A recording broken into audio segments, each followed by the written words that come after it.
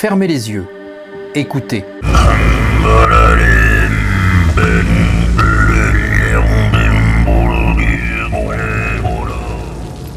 Avant l'image, il y a un son, un souffle, une vibration sourde, un battement presque imperceptible.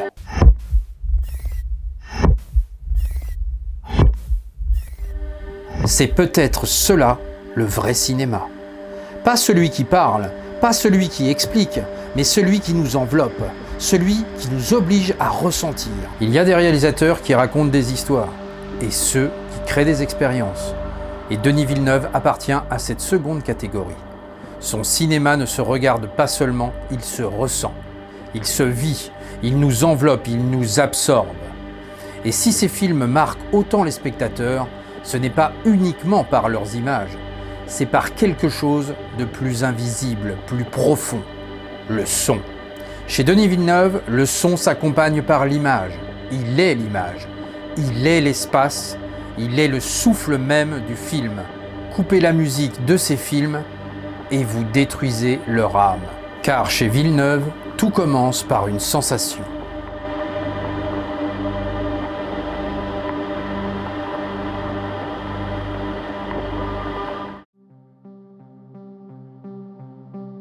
Villeneuve utilise un outil que peu de réalisateurs osent encore utiliser aujourd'hui.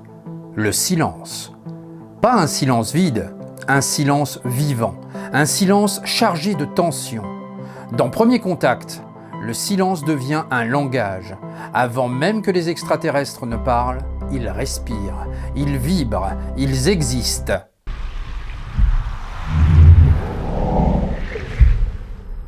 Ce silence crée une attente, une inquiétude, une fascination. Même chose dans Sicario. La scène du passage de la frontière, personne ne parle, mais tout le monde comprend. Le danger est là, invisible, imminent. 3 lanes left, 7 o'clock, Green Civic.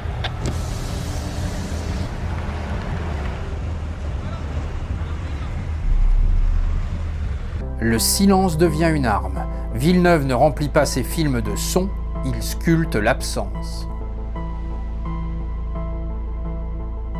Chez Villeneuve, le son devient physique, concret, organique.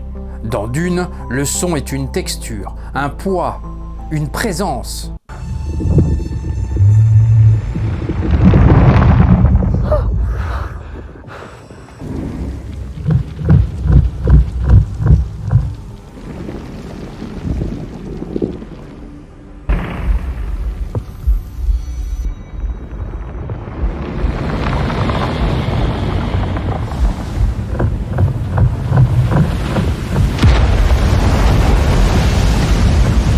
Ce simple objet devient une signature sonore. Chaque vibration raconte quelque chose. Chaque fréquence crée une tension. Puis il y a les vers. On ne les voit pas d'abord, on les entend. Et notre cerveau fait le reste. C'est ça le génie de Villeneuve. Il utilise notre imagination. Le son devient peur.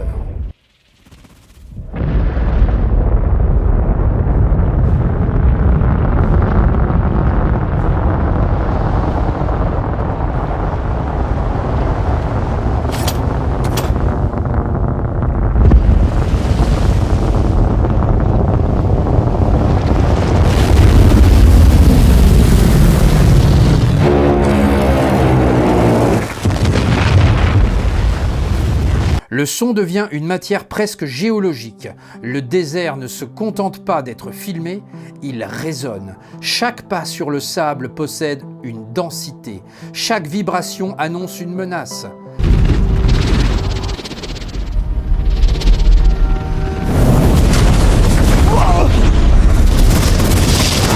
Villeneuve travaille le hors-champ sonore. Ce que l'on entend dépasse toujours ce que l'on voit. Et puis, sa rencontre avec Hans Zimmer va changer définitivement son cinéma. Zimmer ne compose pas de la musique, il compose des mondes. Dans Dune, la musique n'est pas là pour embellir, elle est là pour immerger, pour écraser, pour submerger.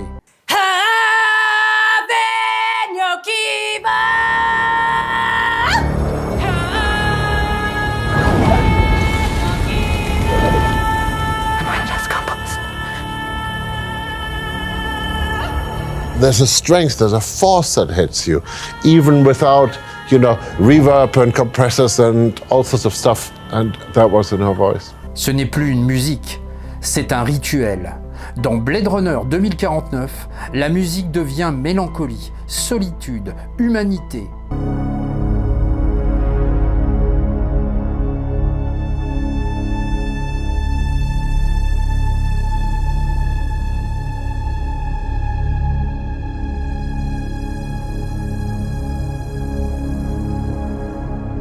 Villeneuve et Zimmer travaillent ensemble comme des architectes. Ils construisent des sensations.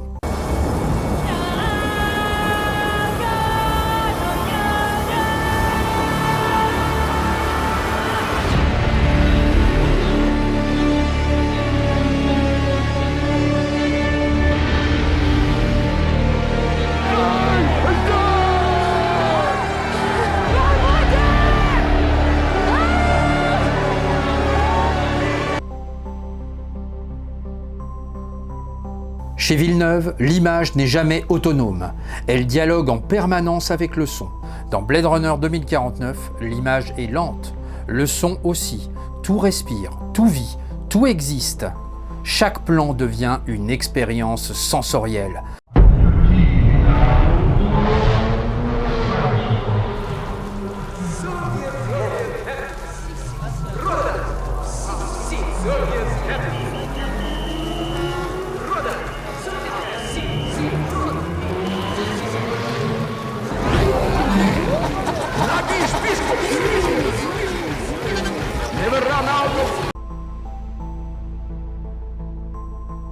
Si l'on parle de son chez Denis Villeneuve, il faut parler de celui qui le fabrique.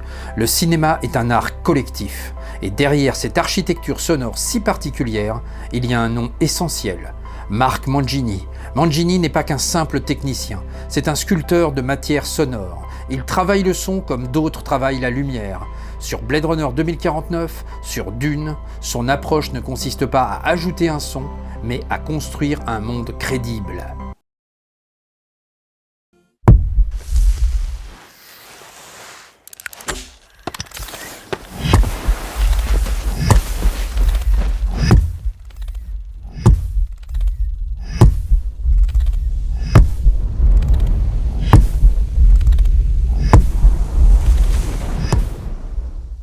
Mangini part souvent d'éléments organiques, de sons réels, transformés, étendus, déformés.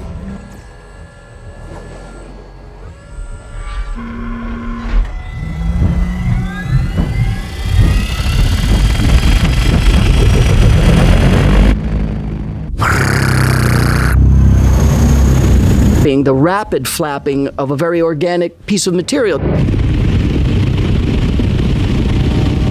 And then engine sounds were made almost entirely of bugs, mostly of bees, beehives. Processed to add some of that flutter to it. The engine is modulating along with the wings, so we would flutter at the same rate that the wings would flutter at.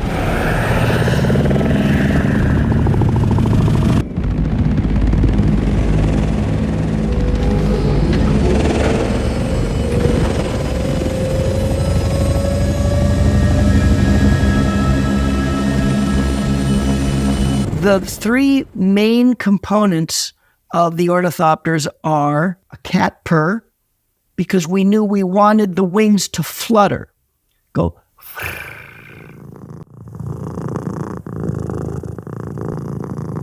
The second sound was the sound of a canvas tent flap that a friend of mine recorded in a 100-kilometer-per-hour storm. He was camping and he heard this strap of canvas going.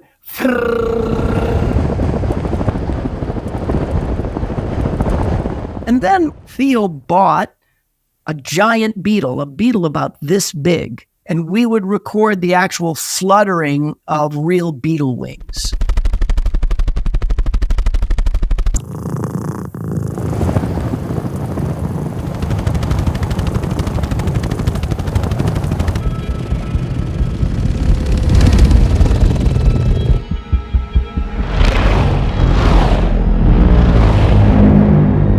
Sur Blade Runner 2049, sur Dune, son approche ne consiste pas à ajouter du son, mais à construire un monde crédible.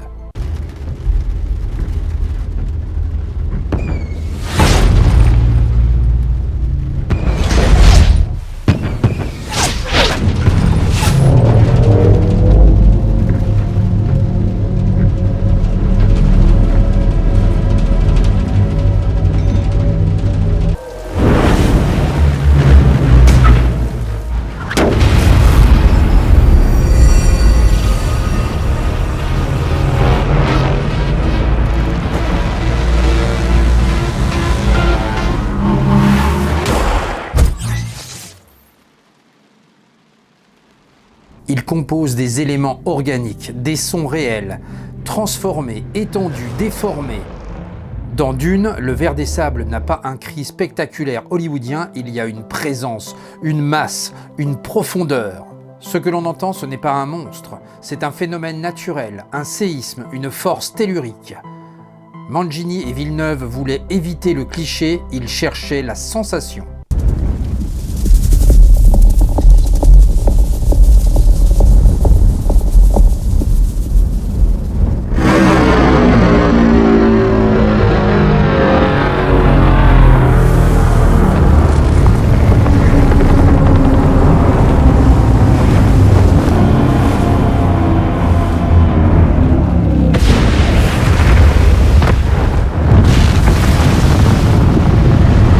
Et comment ne pas parler des boucliers dans Dune?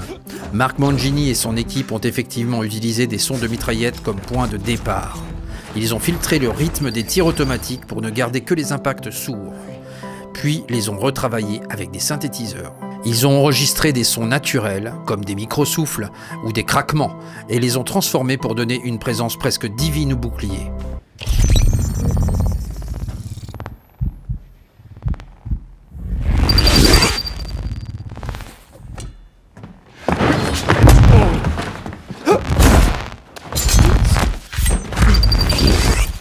Ainsi, le son devient un acteur à part entière, ancrant le spectateur dans le désert d'Arrakis et rendant chaque bouclier palpable.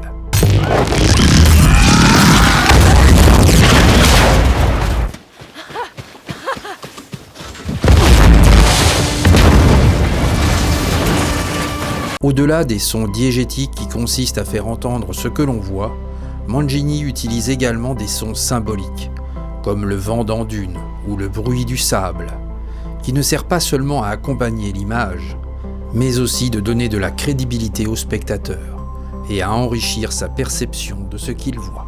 We can leverage a sound as a symbol, and that's called semiotics, to help tell our story, and that's a common sound effects technique.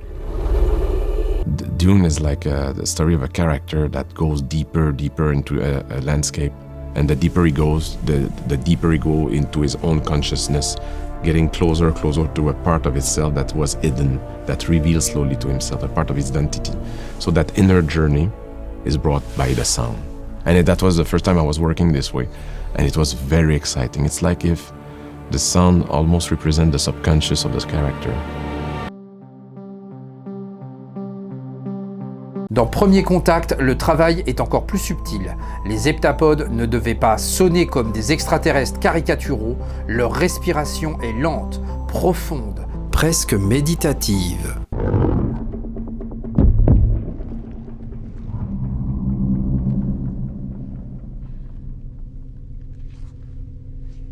Dans Blade Runner 2049, le paysage sonore devient mélancolique.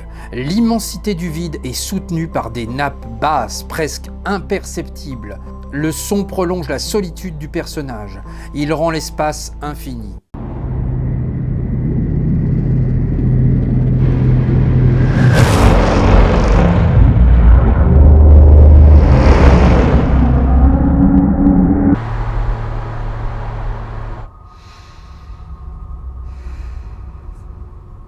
Le son crée l'altérité, mais aussi l'émotion. Mangini comprend que le son peut rendre l'inconnu humain. Ce qui rend cette collaboration forte, c'est que Villeneuve laisse de l'espace à ses équipes. Il ne décide pas de tout, il écoute, il expérimente, il teste en salle. Le sound design devient un processus de recherche, un laboratoire. Villeneuve n'utilise pas le son pour faire du spectaculaire, il l'utilise pour créer une immersion sensorielle et cohérente. Mancini traduit cette vision en vibration. Chez Villeneuve, le son raconte. Avant que l'action ne commence, avant que le danger n'apparaisse, le spectateur est déjà plongé dans une atmosphère. C'est là que le travail de Mancini est fondamental. Il installe le monde avant même que l'image ne l'explique. Le son devient narration invisible. Sans ce travail minutieux, les films de Villeneuve perdraient de leur densité. Le désert de Dune serait un décor, la ville de Blade Runner 2049 serait un fond vert, les extraterrestres de Premier Contact seraient des créatures numériques. Mais grâce au son, tout devient tangible, physique et crédible. Villeneuve ne filme pas des actions, il filme des états, des émotions, des sensations.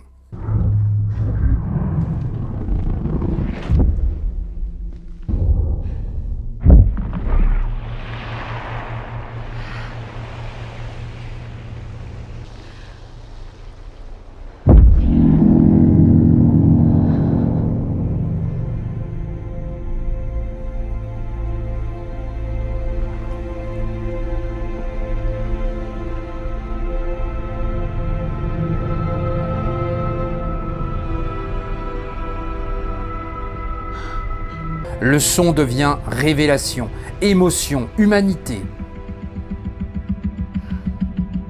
Ce moment fonctionne grâce au son.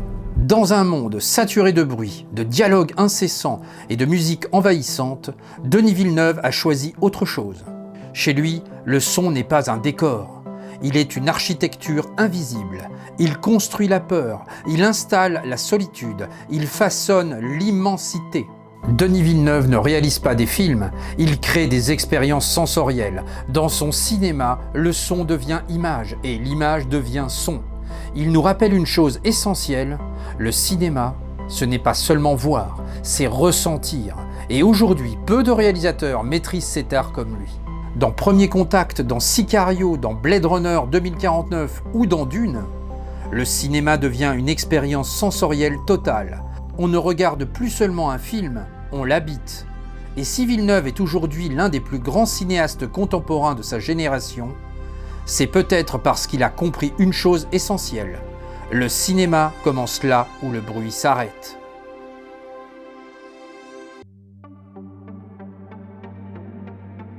Ce que j'aime chez Villeneuve, ce n'est pas seulement sa maîtrise technique, ce n'est pas seulement la beauté de ses images. C'est son respect pour le spectateur. Il ne nous prend jamais la main. Il ne nous impose pas l'émotion. Il crée un espace et nous laisse entrer. Dans un cinéma contemporain souvent pressé, souvent bruyant, Villeneuve, lui, choisit la lenteur, choisit le silence, choisit la retenue. Et c'est précisément ce qui nous touche. Dans le silence, il y a de la place pour nos peurs, il y a de la place pour nos souvenirs, il y a de la place pour notre imagination. Quand les vers surgissent dans Dune, quand les heptapodes commencent à respirer dans Premier Contact, quand la ville de Blade Runner semble infinie et vide. Ce n'est pas du spectacle, c'est une expérience physique, presque intime. C'est un art de l'espace, un art de la vibration. Et peut-être que les grands cinéastes ne sont pas ceux qui font du bruit, mais ceux qui savent créer le silence. Et ça, c'est infiniment plus rare. Et je ne saurais vous conseiller de voir le cinéma de Villeneuve dans une salle de cinéma bien équipée, dans une salle dédiée, et vous pouvez apprécier alors, à ce moment-là, eh bien, tous les films qui créent cette sensation, tels que Dune. Voici le deuxième volet en support physique, je ne pouvais terminer la vidéo sans vous en parler. Dune, premier du nom, également ici. Vous avez du 4K, vous avez du Dolby Atmos en français qui plus est. Et là, voilà, Premier Contact, ici, un film incroyable que je vous recommande très très vivement, si vous ne l'avez pas vu, de le visualiser. Sicario aussi, et qui est une expérience véritablement de cinéma également. Voilà, tous ces films, Blade Runner 2049 également, il est là. Même Prisoners, qui était aussi déjà très abouti de ce point de vue. En tout cas, vous l'aurez compris, j'ai voulu rendre hommage à Denis Villeneuve, un cinéaste que j'apprécie énormément. Voilà, dans le cinéma d'aujourd'hui, eh bien, chaque rendez-vous avec lui est une véritable Joie pour moi parce que je sais que je vais vivre une expérience et c'est aussi ça le plus important à travers le cinéma, eh bien c'est de vivre des sensations. Merci de m'avoir suivi, le petit pouce qui fait plaisir, l'abonnement si ce n'est pas déjà fait et on se retrouve très vite pour la suite des opérations. Ciao.